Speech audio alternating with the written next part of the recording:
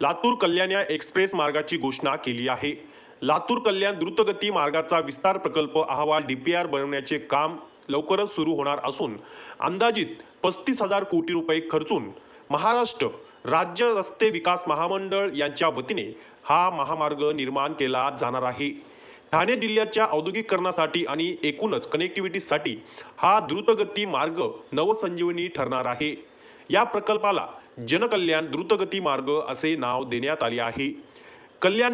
लातूर ते कल्याण महामार्गावरील वाहनांना पुढे कल्याणवरून मुंबईला जाताना वाहतूक कोंडीला तोंड द्यावे लागू नये यासाठी सदरील रस्त्यात किंचित बदल करून लातूर अहिल्यानगर माळशेजघाट मार्गे बदलापूर वडोदरा एक्सप्रेसवे वरील बोगद्यातून पनवेल जेएनपीटीला जोडण्यात यावे, जेणेकरून वाहनांना अटल सेतू किंवा मुंबई गोवा द्रुतगती महामार्गावरून मुंबईत जाता येईल। यासाठी मी आणि औसा विधानसभा मतदारसंघाचे आमदार अभिमन्यू पवार सातत्याने पाठपुरावा करत होतो, असे यावेळी आमदार किसन कतोरे यांनी बोलताना सांगितले।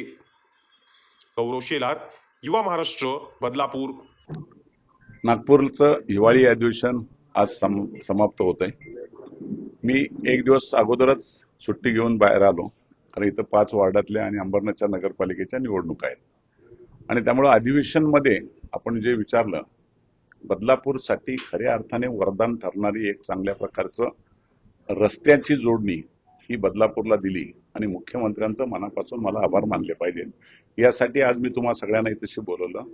लातूर मालशेत मार्गे, लातूर नगर मालशेत मार्गे, म्हसा मार्गे आपल्या बदलापूरला जॉईन करण्याचा तो एक ऐतिहासिक निर्णय बदलापूर शहरासाठी झाला आणि एक चांगला रस्ता नॅशनल हायवे आपल्या बदलापूरसाठी एक उपलब्ध झाला।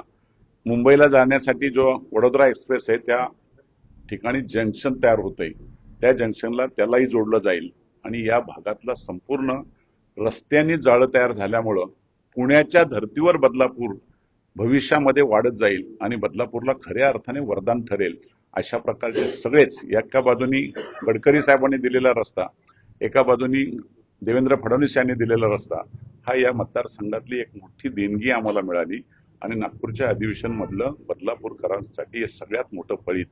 जे मुख्यमंत्री इथं सभेला आले होते आणि त्यांनी सांगितलं निश्चितपणे बदलापूरकरांच्या मनातला विकास त्यासाठी निधी कुठेही कमी पडून देणार नाही, तो पूर्ण केला।